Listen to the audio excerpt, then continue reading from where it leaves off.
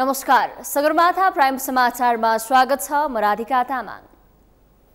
नमस्कार, म अर्जुन नेपाल। सगरमाथा प्राइम समाचार सुरु गरौँ अहिलेसम्मका मुख्य समाचारबाट। नेपालको चुच्चे नक्साबारे प्रधानमन्त्रीले चीन भ्रमणमा कुरा नउठाउनु कमजोरी भएको एमाले अध्यक्ष ओलीको ठहर। राष्ट्रियताप्रति चिन्ता नदेखाइएको भनाई।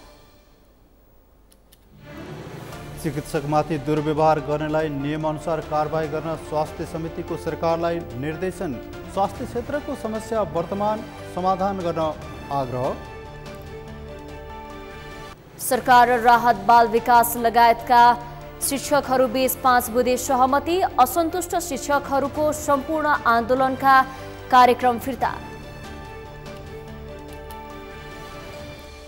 घना जंगल पार गरेर अमेरिका जाने आप्रवासीको संख्या 4 लाख नाग्यो। गत वर्षको तुलनामा यो संख्या 62% वृद्धि।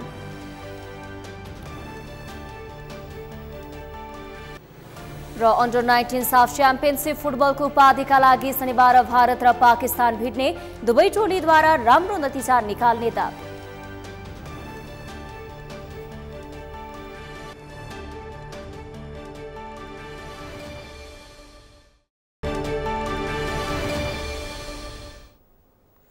अब समाचार विस्तारमा।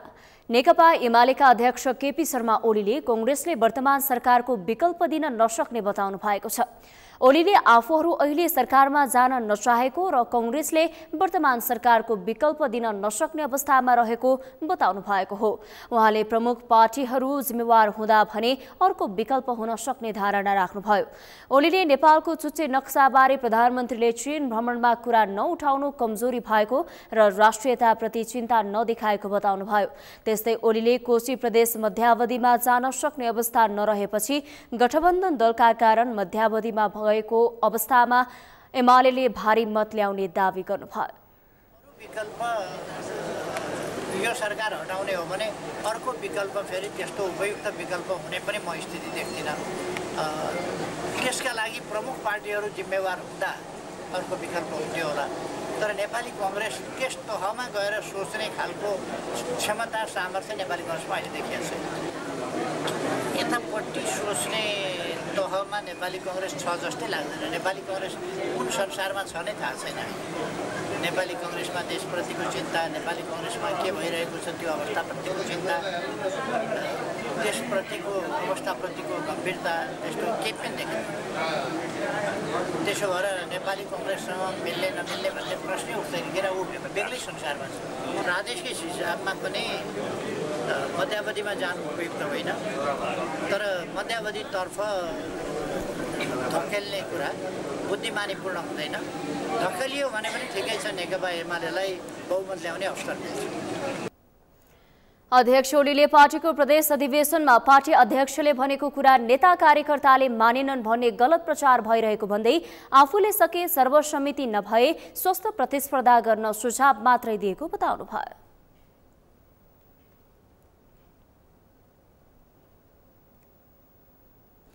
नेकपा एकीकृत समाजवादीले समाजवादी जागरण अभियानमा सहभागी हुनेलाई बिदाई गरेको छ। शुक्रबार पार्टी कार्यालय आलोकनगरमा पार्टी अध्यक्ष माधव कुमार नेपालले पार्टीको झण्डा हस्तान्तरण गरेर अभियानमा सहभागी हुनेलाई बिदाई गर्नुभएको हो। असोज 14 गते झापाको काकडभिट्टा स्थित मेची नदीबाट बिहान 9 बजेदेखि सुरु हुने उक्त अभियान असोज 29 गते सुर्खेत पुगेर सभा गरी सम्पन्न हुने अध्यक्ष ओलीले बताउनुभयो। उहाँले अभियानका क्रममा ठाउँ ठाउँमा साना ठूला सभा गर्ने र आफ्ना एजेन्डा जनतालाई सुनाउने तथा समृद्धि र समाजवादको कार्यक्रममा बहस गर्ने बताउनुभयो।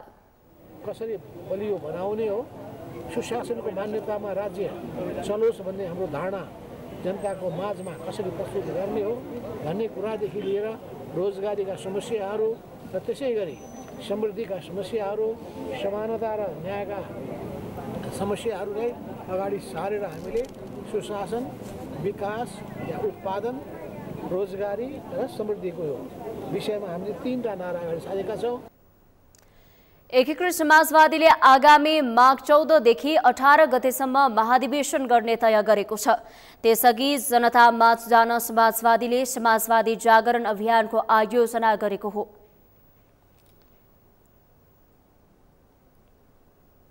शिक्षा, स्वास्थ्य तथा सूचना प्रविधि समितिले चिकित्सकमाथि आक्रमण र दुर्व्यवहार गर्नेलाई नियमअनुसार कारबाही गर्न सरकारलाई निर्देशन दिएको छ।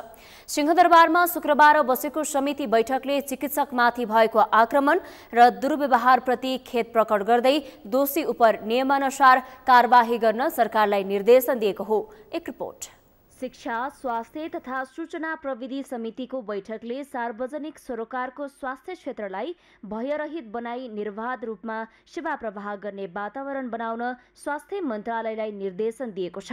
त्यस्तै स्वास्थ्य क्षेत्रको समस्या वार्ता मार्फत समाधान गर्न र चिकित्सकहरू पनि नियमित हुने वातावरण निर्माण गर्न स्वास्थ्य मन्त्रालयलाई निर्देशन दिने निर्णय गरेको समिति सभापति भानुभक्त जोशीले जानकारी दिएका छन्।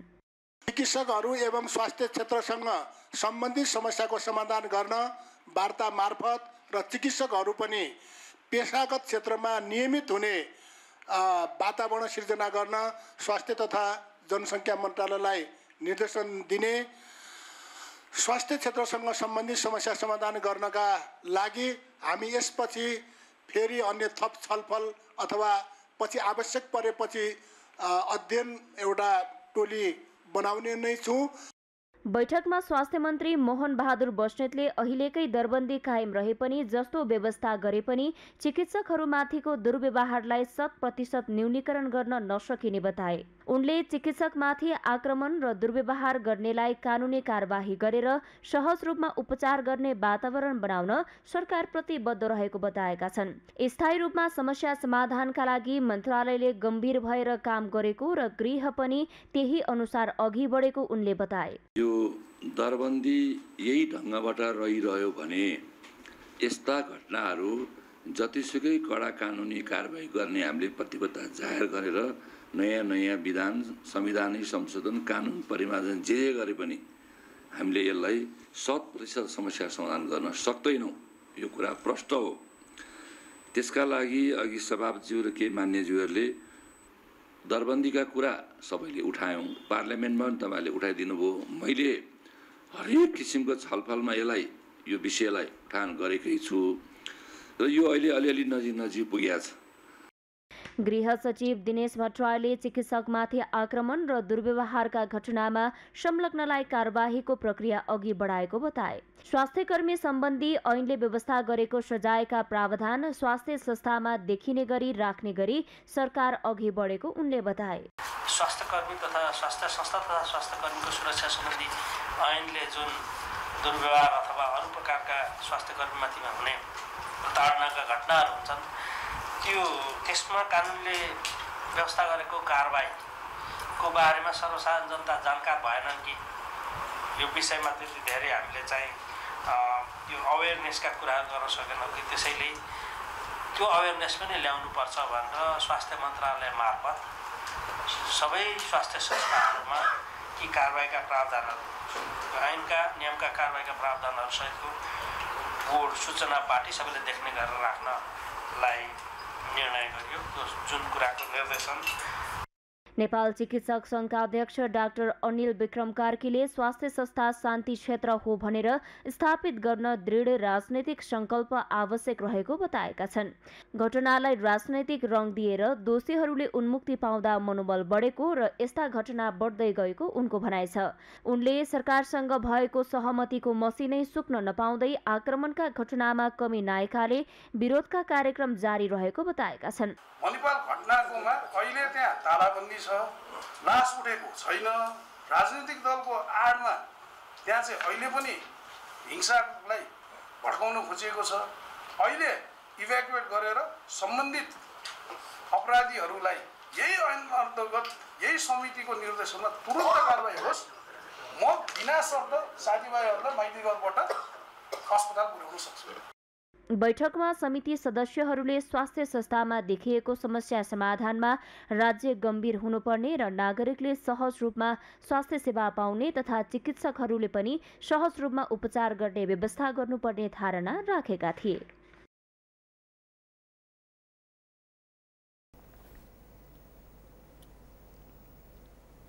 प्रतिनिधि सभा अन्तर्गतको उद्योग तथा वाणिज्य र श्रम तथा उपभोक्ता हित समितिले नदीजन्य वस्तु बिक्री तथा व्यवस्थापन सम्बन्धमा आवश्यक पर्ने विधेयक सदनमा दर्ता गर्न सरकारलाई निर्देशन दिएको छ।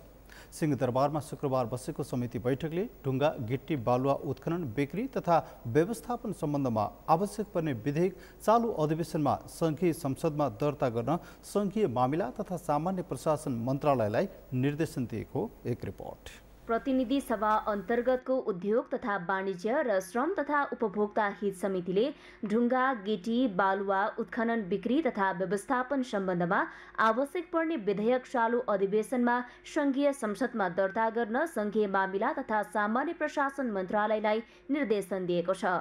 बैठकले उखु किसानहरूलाई उपलब्ध गराउनु पर्ने गत आर्थिक वर्षको अनुदान हालसम्म उपलब्ध नगराएको भन्दै भुक्तानीको लागि आवश्यक व्यवस्था मिलाउन अर्थ मन्त्रालय र कृषि तथा पशुपन्छी विकास मन्त्रालयलाई निर्देशन दिएको छ।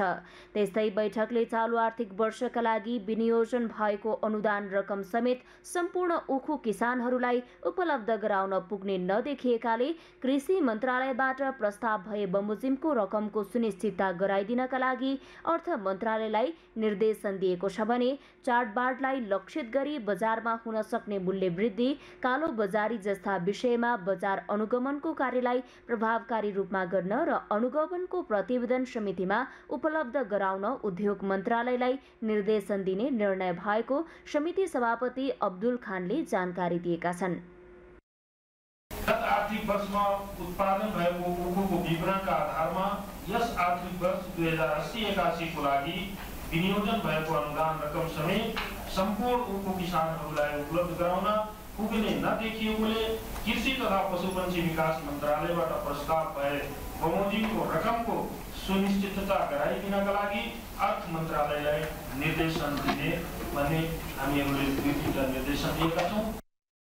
बैठकमा उद्योग वाणिज्य तथा आपूर्ति मन्त्री रमेश रिजालले आवश्यक नीति नियम नहुँदा क्रसर उद्योगीहरूलाई समस्या परेकाले नीतिगत समस्या समाधान गर्नुपर्ने बताएका छन्।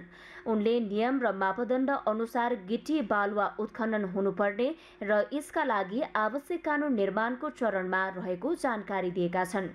ढुङ्गा गिटी बालुवा उत्खनन नगर्दा तराईका क्षेत्र मरुभूमि बन्ने समेत उहाँले बताएका छन्। त्यस्तै संघीय मामिला तथा सामान्य प्रशासन मन्त्री अनिता देवीले उद्योग व्यवसायीको समस्याप्रति सरकार चिन्तित रहेको भन्दै आवश्यक कानुन बनाइने प्रतिबद्धता जनाइन्। यो 5 करोड रुपैयाँ संसदले लिने बाँड्ने कुरा राम्रो, म यसो विपक्षको मान्छे, तर संसदले पास गरिसकेपछि अदालतले रोकिदिन्छ अहिले यो गर्न पाउँदैनस् भनेर। अब यस्तो सिचुएसनमा हामीले उहाँहरूले केही व्यापारी होला आफ्नो मापदण्डभन्दा तल गएर काम गरेर होला, बदमासी गरेर केही होला, त्यसलाई हामीले यो उसमा राखेर टार्गेटमा राखेर सबैलाई गलत छ भन्न उठाउने ठिक हो। हामी यति पनि भन्न सक्छौँ उद्योगिक व्यवसायी साथीहरूलाई पनि कि तपाईहरूको पनि अधिकार छ नि त, सङ्घको पनि अधिकार छ, उहाँहरूको आफ्नो युनियन छ, उहाँहरूले पनि कुन ठाउँमा कतिवटा उद्योग खोलेको छ, उहाँहरूले पनि एकिन एउटा डाटा राखे भए त अलि सजिलो हुन्थ्यो। त्यो एकिन डाटा पनि आइसकेको छैन कि त्यस्ता हामीले सुन्न पाएछौँ। सरकारसँग पनि त्यस्तो एकिन डाटा छैन, कति हामी दर्ता छ कति अलिगल छ भनेर। त त्यो विधेयक नआइकनसम्म अहिलेसम्म अप्ठ्यारोमा परिराख्नु भएको छ संघीय मामला मन्त्रालयबाट। अब यही सदनमा यही सेक्सनमा भए पनि हामीलाई छिट्टै क्याबिनेटबाट सदन लग्ने हामी कोसिसमा लागि परेको छ, हुन्छ जस्तो पनि लागि छ। बैठकमा समिति सदस्यहरूले नियम र मापदण्डमा रहेर सहज रूपमा क्रसर उद्योग सञ्चालन गर्नका लागि बाधा अड्कन फुटाउन सरकार गम्भीर हुनुपर्ने धारणा राखेका थिए। सरकार राहत बाल विकास लगायतका शिक्षकहरू बीच 5 बुँदे सहमति भएको छ। शुक्रबार शिक्षा विज्ञान तथा प्रविधि मन्त्रालयमा भएको वार्तामा राहत शिक्षक, पेन्सन वञ्चित शिक्षक, अस्थायी करार बाल विकास शिक्षक कर्मचारी लगायतसँग 5 बुँदे सहमति भएको हो। प्रस्तावित शिक्षा विधेयक सच्याएर शिक्षकका माग सम्बोधन गर्ने लगायतका सहमतिसँगै असन्तुष्ट शिक्षकहरूको सम्पूर्ण आन्दोलनका कार्यक्रम फिर्ता भएको छ। प्रारम्भिक बाल शिक्षामा कार्यरत बाल सहजक कर्ताको हकमा दरबन्दी कायम गर्ने, आन्तरिक प्रतिस्पर्धाबाट स्थायी हुने अवसर दिनुपर्ने, आन्तरिकको 100% व्यवस्था गर्नुपर्ने, राष्ट्रिय मापदण्ड तय गरी सार्वजनिक विद्यालयमा कर्मचारीको दरबन्दी कायम गर्नुपर्ने सहमति दुई पक्षबीच भएको छ। सहमतिपछि शिक्षा मन्त्री अशोक राईले विद्यालय शिक्षा सम्बन्धी ऐनमा शिक्षकहरूको मागलाई संसदीय प्रक्रिया मार्फत अघि बढाउने जानकारी दिनुभयो। सहमतिलाई सदनमा प्रस्तुत गरेर विधेयकलाई अघि बढाउने उहाँले बताउनुभयो। त्यस्तै राज शिक्षक सङ्घर्ष समितिका अध्यक्ष खेमराज अधिकारीले शिक्षकको हकमा आवश्यक कानुन बनाउन शिक्षा मन्त्रालयले पहल गर्ने लगायतका 5 बुँदे सहमति भएको बताउनुभयो। उहाँले अहिलेलाई आन्दोलनका सम्पूर्ण कार्यक्रमलाई फिर्ता लिएको जानकारी समेत दिनुभयो।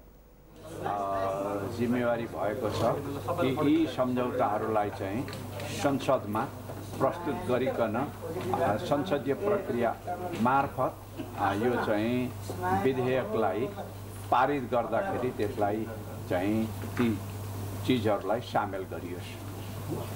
यो चाहिँ अब शिक्षा मन्त्रालयको जिम्मेदारीभित्र आएको 100% नै आन्तरिक प्रतिस्पर्धा गर्ने शिक्षक सेवा आयोगमा प्रतिस्पर्धा गर्ने। त्यसपछि जो साथीहरू चाहिँ पास हुनुहुन्छ साथीहरूलाई चाहिँ उहाँहरूलाई चाहिँ त्यो प्रक्रियाभित्र पढ्न सक्नुहुन्न, उहाँहरूलाई चाहिँ बुँदा नम्बर 5 मा चाहिँ नेपाल सरकारले चाहिँ आर्थिक प्याकेज दिएको चाहिँ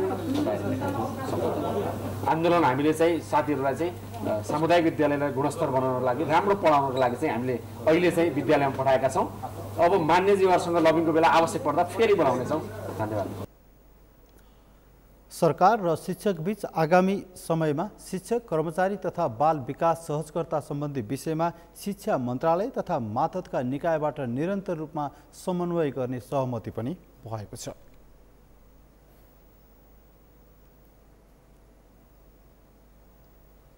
सगरमाथा प्राइम समाचारमा अब पालो भएको छ विश्रामको। विश्रामपछि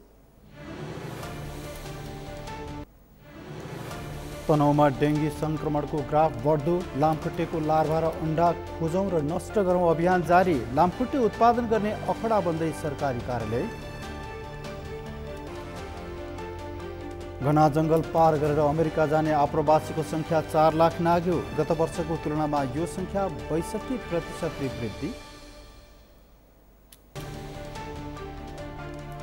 र अन्डर 19 साफ च्याम्पियनसिप फुटबलको उपाधिका लागि शनिबार भारत र पाकिस्तान भिड्ने, दुवै टोलीद्वारा राम्रो नतिजा निकाल्ने दाबी।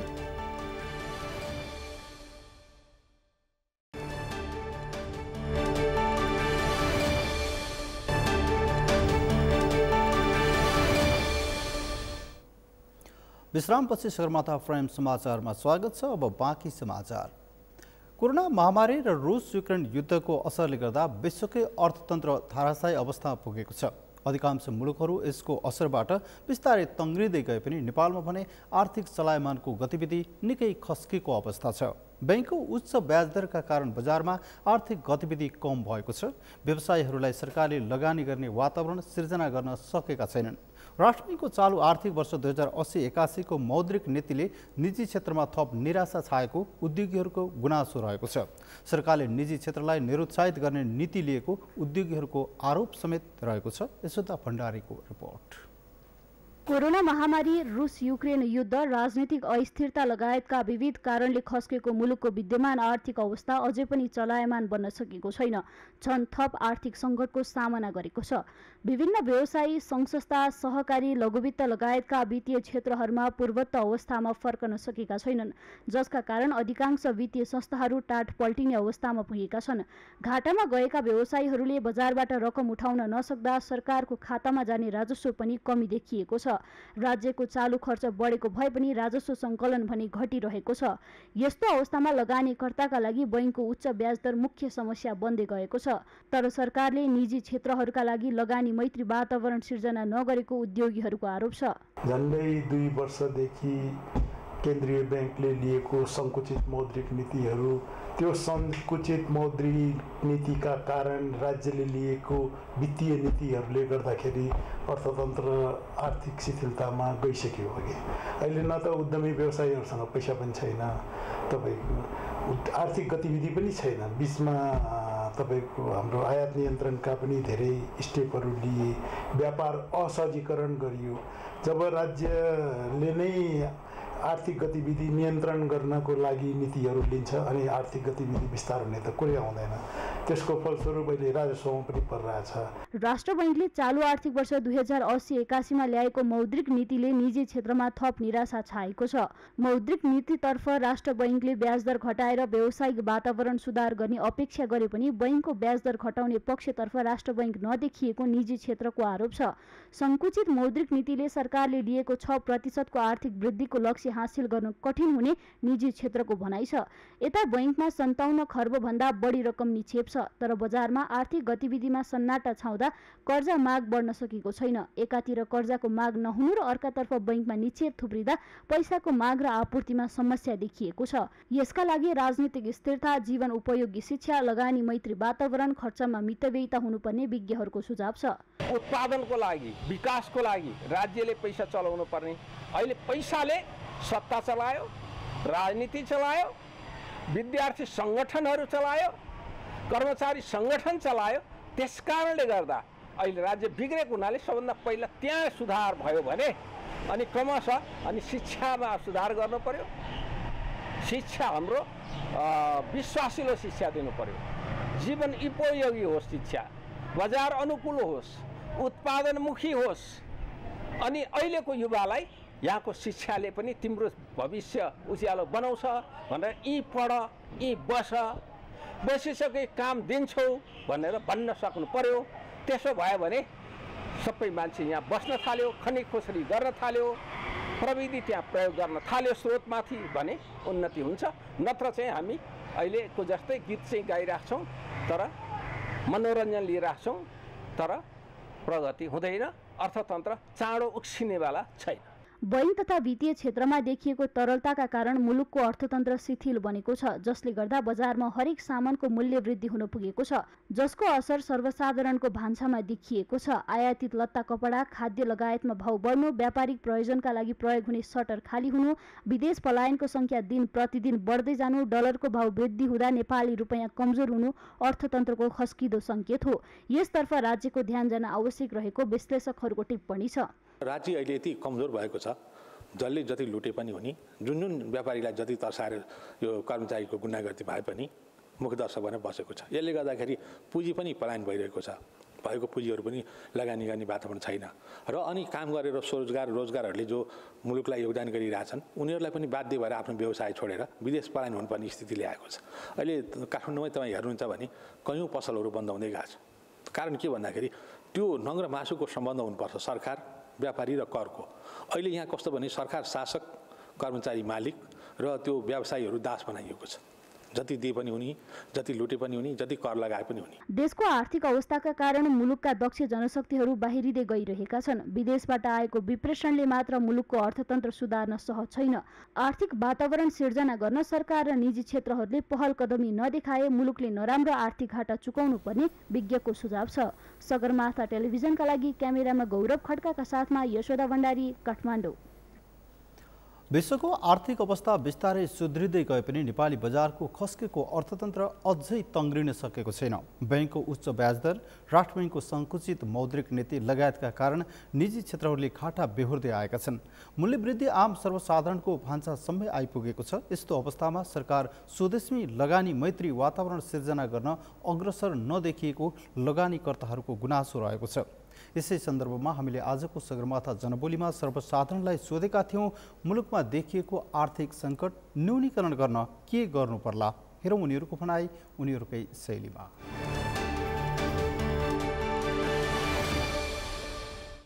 देशको जो राजनीतिक परिस्थिति छ त्यसलाई सुधार ल्याउनु पर्यो। त्यो पछि जो हाम्रो अर्थतन्त्र छ, जहाँबाट हाम्रो अर्थतन्त्र चल्छ उहाँको उहरू चाहिँ सिस्टमहरू राम्रोसँग गर्नु पर्यो। ब्याङ्कको जो ब्यालेन्सहरू छ, ब्याङ्क ब्यालेन्सहरू, ब्याङ्कमा पैसाहरू थुप्रिराखेको छ भन्छ होइन, त्यसको ब्याङ्कको उहरू न्यूनीकरण गर्नु पर्यो। त्यो न्यूनीकरण गर्दाखेरि के हुन्छ, बजारमा पैसाहरू खेल्न थाल्छ। पैसाहरू खेल्न थालेपछि बल्ल तपाईँहरूको व्यापार व्यवसाय सबै चिज लगानी त्यहीँबाट नै हुने। सरकारले राज्यको लगानी कहाँनिर गर्नुपर्छ भनेर राज्यले मूर्त योजना नल्याउनु, यो लगानी गर्दाखेरि यो मुलुकलाई बेनिफिट हुन्छ भन्ने खालको ढङ्गले राज्य प्रस्तुत नहुनु। हिजोका योजनाहरू, हिजो जुन उद्योगहरू थियो आज सबै उद्योगहरू बन्द भएको छन्। अनि तिनै वस्तुहरू नेपालमा चाहिँ तपाईँको अहिलेसम्मको अवस्थामा हामीले चाहिँ तपाईँको विदेशबाट ल्याउने मात्रै छौँ, हामीले के दिन सकिरहेछौँ।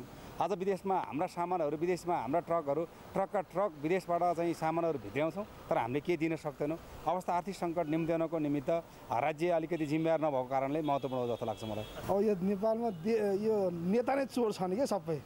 नेताले अब केही प्रगति केही काम त्यस्तो केही गर्दैनन्, यहाँ उत्पादनमुखी काम केही छैन, भयभरका जनताहरू सब विदेश पलायन भइसक्यो। यस्तै हुने हो भने नेपालमा फ्री भिसा फ्री टिकट गर्नुभयो, नेपालमा 10% मान्छे पनि रहँदैन, सब विदेश जान्छन्।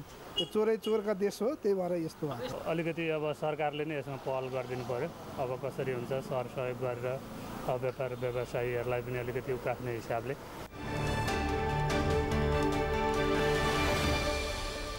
राजस्व अनुसन्धान विभागका महानिर्देशक नवराज ढुङ्गानाले देशलाई सङ्कट पर्ने बेलामा नै बिचौलियाहरूले अर्थतन्त्र ध्वस्त पार्ने प्रवृत्ति देखिएकाले यसको पहिचान गरी राजस्व चुहावट नियन्त्रण गर्ने र अर्थतन्त्र सबल बनाउनका लागि सरकारवालाहरूसँग छलफल गर्नुभएको छ। वीरगञ्जमा गरिएको सबल अर्थतन्त्र निर्माण राजस्व चुहावट नियन्त्रण विषयमा वीरगञ्जमा निजी क्षेत्र भन्सार कार्यालय सुरक्षा निकायहरूसँग छलफल गरिएको कार्यक्रममा महानिर्देशक ढुङ्गानाले निजी क्षेत्रले राज्यको आर्थिक नीति र राजस्व नीतिमा सुधार नभएसम्म देशको अर्थतन्त्रमा कुनै सुधारको सङ्केत नदेखिने बताउनुभयो। उहाँले देशको अर्थतन्त्र सङ्क्रमणकालीन अवस्थामा रहेको र राज्यले राजस्व चुहावट नियन्त्रणका लागि गर्नुपर्ने आवश्यक व्यवस्थापनका लागि निजी क्षेत्रको धारणा र सुझावहरूका लागि कार्यक्रमको आयोजना गरिएको बताउनुभयो। वीरगञ्ज उद्योग वाणिज्य सङ्घका अध्यक्ष अनिल अग्रवालले नेपाल राष्ट्र ब्याङ्कले चालु पुँजी कर्जा निर्देशिका जारी गरेको दिनदेखि नै देशको व्यापारमा सन्तुलन बिग्रिएको र त्यसलाई तत्कालका लागि स्थगित गर्नुपर्ने निजी क्षेत्रको माग नसुन्दा अहिले यस्तो अवस्था आएको बताउनुभयो।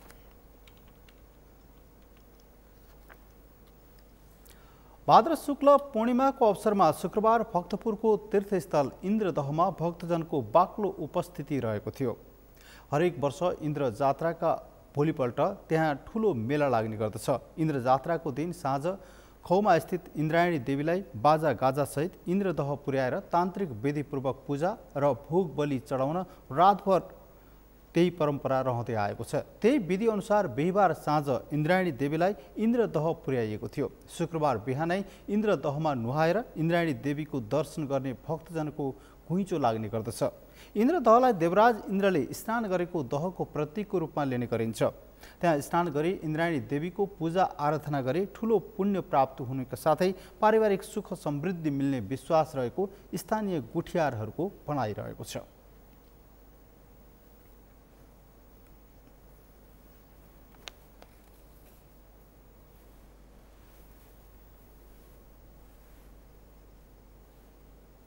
राजमाता इन्द्रायणी भनेको कस्तो छ भने राजमाता राज्य सम्बन्धीको चाहिँ उसमा चाहिँ केही चाहिँ भयो भने यहाँ पहिले चाहिँ पूजा गर्ने गरिन्छ चाहिँ यो राजमाता।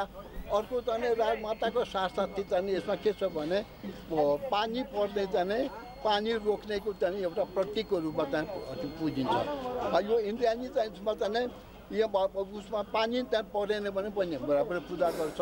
अनि अहिले चाहिँ यो जात्रा के छ भने उसमा यो पानी पुग्यो प्रभु भनेर चाहिँ उसमा गरेर क्षमा गरेर पूजा गरिन्छ। अनि यो चाहिँ इन्द्रायणीलाई माथिल्लो टोलका मान्छेहरूले चाहिँ गण देवता भन्दछन्। गण देवता भनेको चाहिँ नेवारी भाषाबाट गण भनेको रोक्ने, अनि पानी पुग्यो प्रभु भनेर रोक्नेको लागि पूजा चाहिँ गरिन्छ। यो इन्द्र जात्रा चाहिँ विभिन्न ठाउँमा चाहिँ गरिन्छ। काठमाडौँ, भक्तपुर, ललितपुर, दोलखा भयो इत्यादि ठाउँमा चाहिँ पूजा गरिन्छ। खास गरेर चाहिँ यसमा चाहिँ इन्द्रदहमा वासुकी नागको बसोबास समेत रहेको विश्वास गरिन्छ।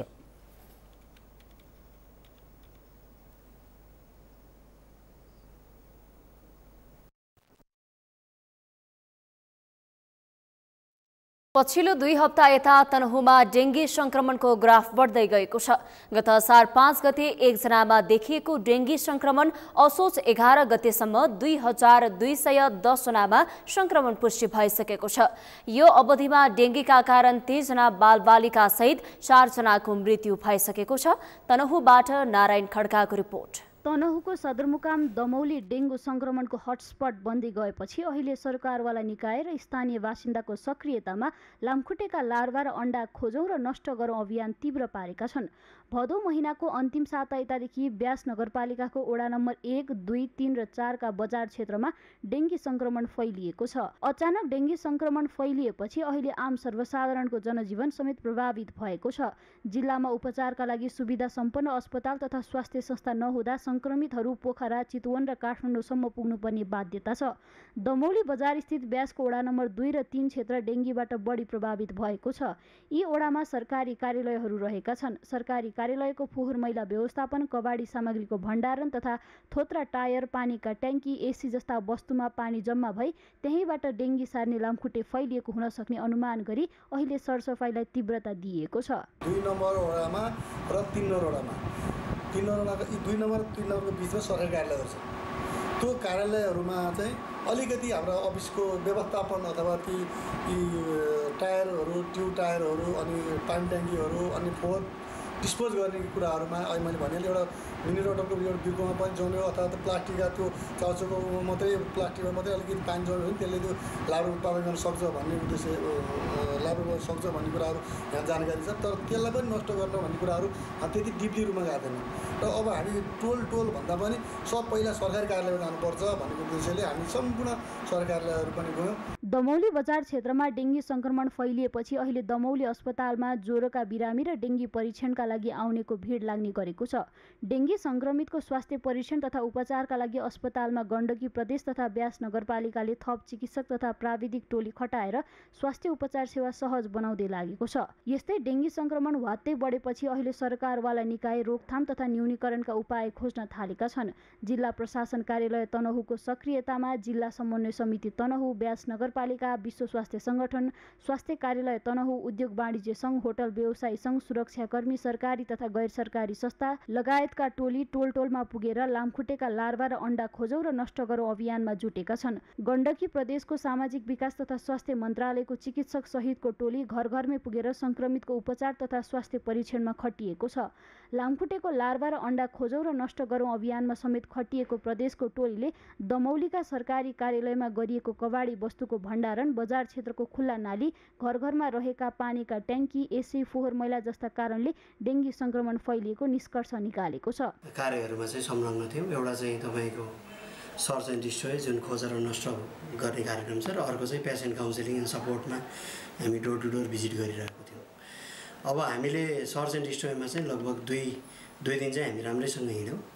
अब त्यो तपाईँको फिल्डमा हिँड्ने क्रममा चाहिँ हाम्रो अवलोकन के रह्यो भने चाहिँ विशेष गरी चाहिँ यो सरकारी कार्यालयहरू जुन यो वडा नम्बर 3 को यो एरियामा छ, यहाँ नै धेरै समस्या देख्यौँ हामीले।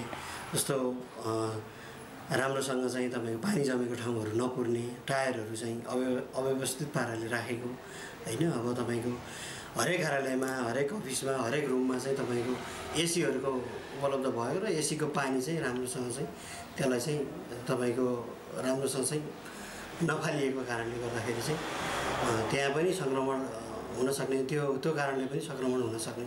महामारीकै रूपमा डेङ्गी संक्रमण फैलिएपछि रोकथाम तथा न्यूनीकरणका कार्यक्रमलाई प्राथमिकता दिएको प्रमुख जिल्ला अधिकारी छवि रिजालले बताएका छन्। जिल्लाका स्वास्थ्य संस्थाले व्यावसायिक नैतिकताको मर्यादाभित्र नबसी डेङ्गी संक्रमित बिरामीको उपचार गरेको भेटेपछि प्रशासनले 2 जना क्लिनिक सञ्चालकलाई पक्राउ गरेको छ भने एउटा ल्याबलाई सिल गरेको छ। डेङ्गी संक्रमितको उपचार तथा परीक्षणलाई सहज बनाउन आवश्यक व्यवस्थापनमा सहजीकरण, अनुगमन गर्नुका साथै डेङ्गी संक्रमण गर्ने प्रजातिका लामखुट्टेको सम्भावित वासस्थानलाई खोज्ने र नष्ट गर्ने कार्यलाई स्थानीय प्रशासनले तीव्रता दिएका छन्। डेङ्गु रोग फैलाउने जुन प्रजातिको लामखुट्टे हो, यो लामखुट्टेको वासस्थान चाहिँ खोज्ने र नष्ट गर्ने कुरा गर्न आवश्यक हुन्छ भन्ने भइसकेपछि हामी सबै जिल्लामा बहु सरकारवालाहरूको बैठक बसेर यो अभियानलाई चाहिँ हामीले अहिले तीव्रता दिएका छौँ।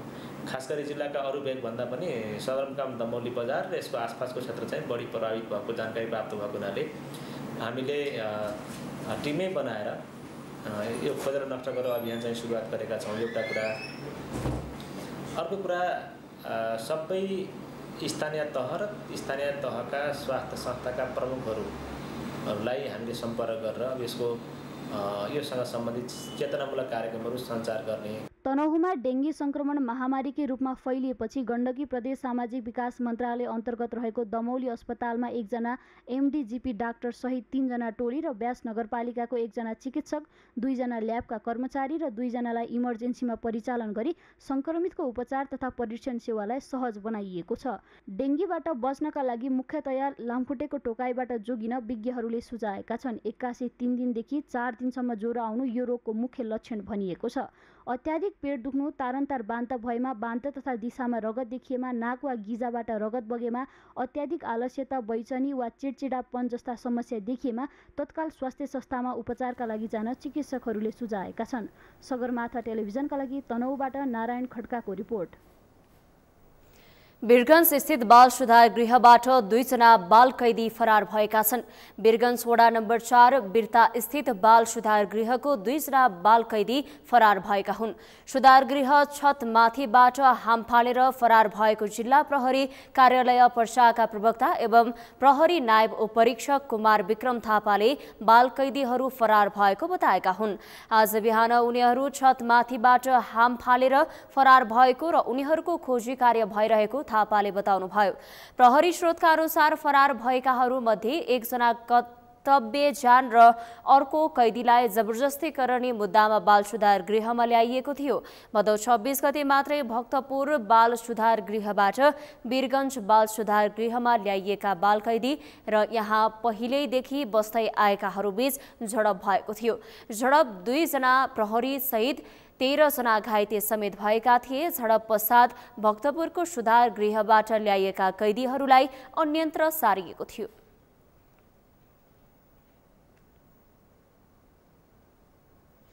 एनआईसी एसिया बैंकले नेपाल राष्ट्र बैंकलाई प्रभावमा पारेको आशंका पैदा भएको छ। लिँदै नलिएको 21 लाख रुपैयाँ ऋण तिर्न ताकेता गरेपछि एनआईसी एसिया बैंक खारेजीको माग गर्दै राष्ट्र बैंकमा उजुरी परेको थियो। तर लामो समय बितिसक्दा समेत यस घटनामा राष्ट्र बैंक गम्भीर नहुनेले यस प्रकरणमा एनआईसी एसिया बैंकले राष्ट्र बैंकलाई समेत प्रभावमा पारेको आशंका गरिएको छ। अमृत ढकालको रिपोर्ट।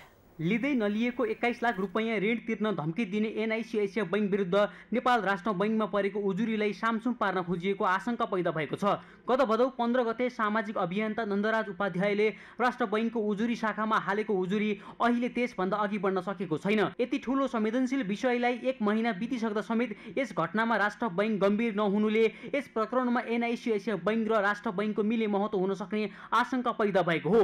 एनआईसी एसिया बैंकको दबाव र प्रभावमै राष्ट्र बैंकका कर्मचारीले बैंक खारेजीको उजुरी अघि नबढाएको उजुरीकर्ता उपाध्यायको आशंका छ। एउटा नागरिक उजुरीको लागि बैंकमा जान्छ, मानव उदाहरणको लागि अदालतमा जान्छ, अदालतले भोलिपल्ट पेशी तोक्छ यहाँ उजुरी आएको छ भनेर।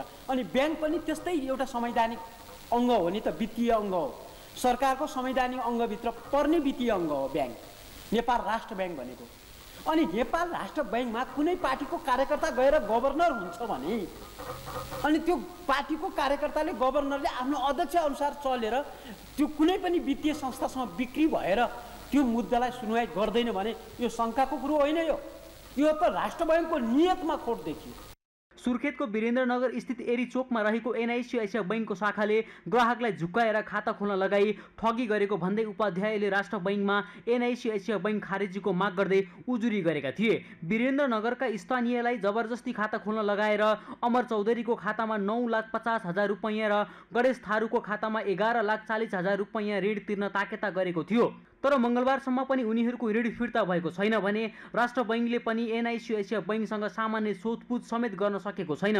बरु बैंकका उच्च अधिकारी अर्जुन खनियाको दौडधुप बढेको छ। उजुरी फिर्ता गराउनदेखि पीडितलाई प्रभावमा पार्न खनिया सक्रिय भएका छन्। सोमबार बैंकका अधिकारी केस सामसुम पार्न काठमाडौँदेखि सुर्खेत पुगेको खबर आएको छ। बैंकले उनीहरूमाथि थुपारेको ऋण फिर्ता गर्ने आश्वासन दिएको भए पनि ऋण फिर्ता नलिए आफूले देशव्यापी रूपमा एनआईसी एसिया बैंक विरुद्ध प्रदर्शन गर्ने अभियन्ता उपाध्यायले चेतावनी दिएका छन्। मानिस मर्नको लागि यति त विष चाहिँदैन, यति बिख भए पनि त पुग्छ नि। गलत हो भने यति पनि गलत हो क्या, एक पनि गलत हो भन्दा उहाँ स्वयं सुर्खेत गएर पीडितहरूलाई हामी न्याय दिन्छौँ भन्नुभएछ। अब न्याय दिनुहुन्छ कि नै त्यो खानियाको ठाउँको कुरा हो। यदि अर्जुन सिंह खानियाले ती पीडितहरूलाई न्याय दिनु भएन भने ल यो म ग्यारेन्टी गर्छु कि त नेपाल राष्ट्र ब्याङ्कमा गएर म भूख हडताल बस्छु, होइन भने एनआइसी एसिया ब्याङ्क बन्द गर्नुको लागि सारा नेपाली जनतालाई उर्लन आह्वान गर्छु। यस विषयमा हामीले राष्ट्र बैङ्कसँग सम्पर्क गरेर बुझ्न खोज्दा राष्ट्र बैङ्क बोल्न खोजेन। एनआइसी एसिया बैङ्कलाई सम्पर्क गर्न खोज्दा बैङ्कका अधिकारी अर्जुन खनिया पनि सम्पर्कमा आउन चाहेनन्। पछिल्लो समय बैङ्क तथा वित्तीय संस्थाको मनोमानी बढ्दै गएको छ। यस्तोमा सरकारवाला निकायको ध्यान जान जरुरी छ। सगरमाथा टेलिभिजनका लागि क्यामेरामा सन्तोष चन्द र लिम्बहादुर खत्रीका साथमा अमृत रकाल, काठमाडौँ। गुरुङले शान्ति प्राप्तिका लागि भगवान बुद्धको जस्तो अध्ययन गर्नुपर्ने बताउनु भएको छ। शुक्रबार काठमाडौँको तमु बौद्ध सेवा समितिमा आयोजित कार्यक्रमलाई सम्बोधन गर्दै मन्त्री गुरुङले यस्तो बताउनु भएको हो। उहाँले मन र मस्तिष्कलाई नियन्त्रित गरेर अघि बढाउन सके मात्र शान्ति प्राप्त हुने बताउनुभयो। मन र मस्तिष्कलाई मिलाएर अघि बढाउनका निम्ति भगवान बुद्धको जस्तो सत्मार्गमा हिँड्नुपर्ने मन्त्री गुरुङले बताउनुभयो।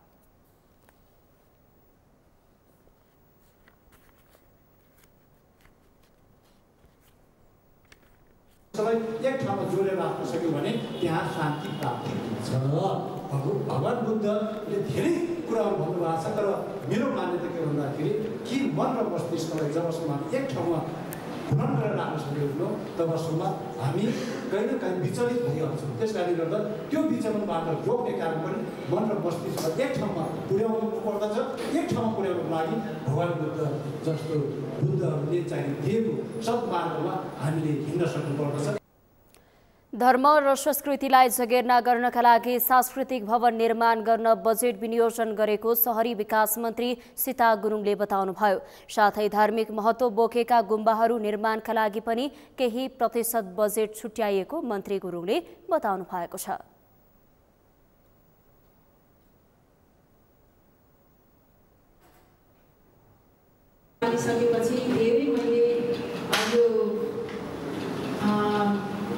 सांस्कृतिक कुराहरूलाई पनि संरक्षण गर्नुपर्छ भनेर यसरी नै धेरै आदिवासीहरूको सांस्कृतिक भवनहरू निर्माण गर्ने कुरामा बजेट विनियोजन गरेको छु भने त्यस्तै गरेर धार्मिक हिसाबले पनि धेरै गुम्बाहरू बनाउने यस्तो ठाउँहरूमा चाहिँ बजेटलाई थोरै थोरै भए पनि लगाउने काम गरेको छु।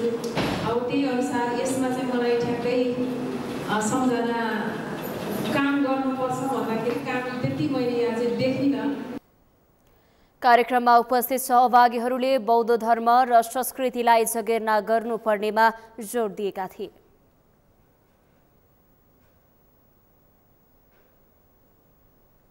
सगरमाथा समाचारमा अब पालो विश्रामको। विश्रामपछि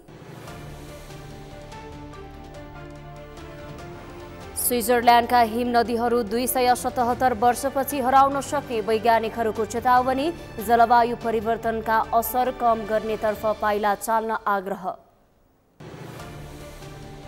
र अन्डर 19 साफ च्याम्पियनसिप फुटबलको उपाधिका लागि शनिबार भारत र पाकिस्तान भिड्ने। दुवै टोलीद्वारा राम्रो नतिजा निकाल्ने दाबी।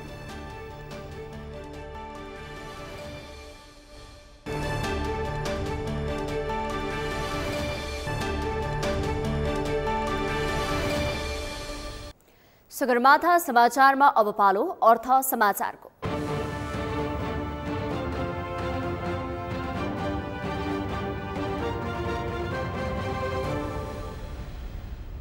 डिसोमको हरेक हप्ता सुपरस्टार सिजनकै मेगा स्टार योजना अन्तर्गत भोजपुरका भूपाजित राईले जित्नु भएको पुरस्कार रकम हस्तान्तरण गरिएको छ। राईको घरमा नै पुगेर डिस मिडिया नेटवर्कका प्रतिनिधिले उहाँको अनुपस्थितिमा उहाँको परिवारलाई नगद रु 1 लाख हस्तान्तरण गरेको हो। बाजागाजा सहित एक कार्यक्रमको आयोजना गरी सम्मानसहित उक्त पुरस्कार रकम प्रदान गरिएको थियो। 2080 असोज 8 गते सोमबार भएको लक्की ड्र मार्फत रानीवास भोजपुरका राईले नगद रु 1 लाख जित्नु भएको हो। नेपालकै अग्रणी DTH को सेवा प्रदायक डिसोमले दशैं तिहारलाई लक्षित गर्दै आफ्नो नयाँ योजना हरेक हप्ता सुपरस्टार सिजनकै मेगा स्टार सार्वजनिक गरेको हो। यस योजना अन्तर्गत डिसोमको नयाँ जडान अथवा रिचार्जमा ग्राहकहरूले हरेक हप्ता लकी ड्र मार्फत नगद रु 1 लाख प्राप्त गर्ने, मिडिया कभरेज प्राप्त गर्ने र सेलिब्रेटी झै जीवनशैली अनुभव गर्न सक्नेछन्। त्यस्तै यस अभियानका बम्पर विजयी ग्राहकले सिजनकै मेगा स्टार बन्ने मौका प्राप्त गर्नेछन्, जसमा नगद रु 10 लाख, मिडियामा प्रसिद्धि र सेलिब्रेटी झै जीवनशैलीको अनुभव पनि गर्न पाउनेछन्। यस अभियानमा सहभागी हुनका लागि ग्राहकहरूले डिसोमको नयाँ कनेक्सन वा डिसोम रिचार्ज गर्नुपर्ने डिस मिडिया नेटवर्कले जनाएको छ।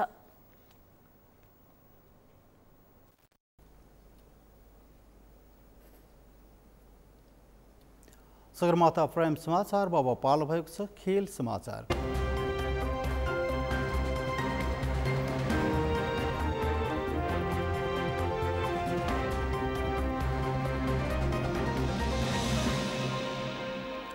काठमाडौँमा जारी अन्डर 19 साफ च्याम्पियनसिप फुटबलको उपाधिका लागि शनिबार भारत र पाकिस्तान भिड्ने भएका छन्। अन्डर 19 साफ च्याम्पियनसिपको फाइनल शनिबार अपराह्न त्रिपुरेश्वर स्थित दशरथ रङ्गशालामा हुने भएको छ।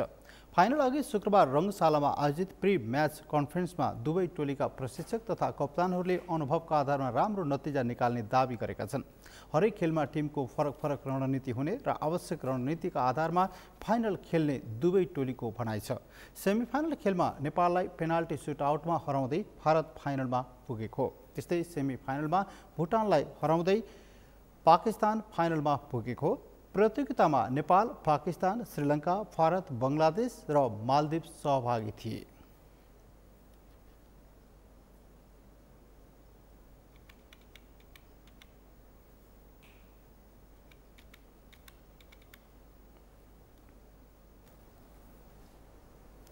सगरमाथा प्राइम समाचारको अन्त्यमा मुख्य समाचार पुनः एकपटक। नेपालको चुच्चे नक्साबारे प्रधानमन्त्रीले चीन भ्रमणमा कुरा नउठाउनु कमजोरी भएको एमाले अध्यक्ष ओलीको ठहर, राष्ट्रियताप्रति चिन्ता नदेखिएको भनाई। शिक्षकमाथि दुर्व्यवहार गर्नेलाई नियमअनुसार कारबाही गर्न स्वास्थ्य समितिको सरकारलाई निर्देशन, स्वास्थ्य क्षेत्रको समस्या वार्ता मार्फत समाधान गर्न आग्रह। सरकार र राहत बाल विकास लगायतका शिक्षकहरूबीच 5 बुँदे सहमति, असन्तुष्ट शिक्षकहरूको सम्पूर्ण आन्दोलनका कार्यक्रम फिर्ता।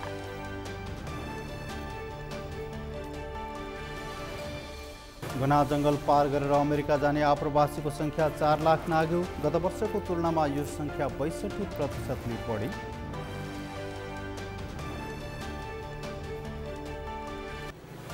र अन्डर 19 साफ च्याम्पियनसिप फुटबलको उपाधिका लागि शनिबार भारत र पाकिस्तान भिड्ने, दुवै टोलीद्वारा राम्रो नतिजा निकाल्ने दावी।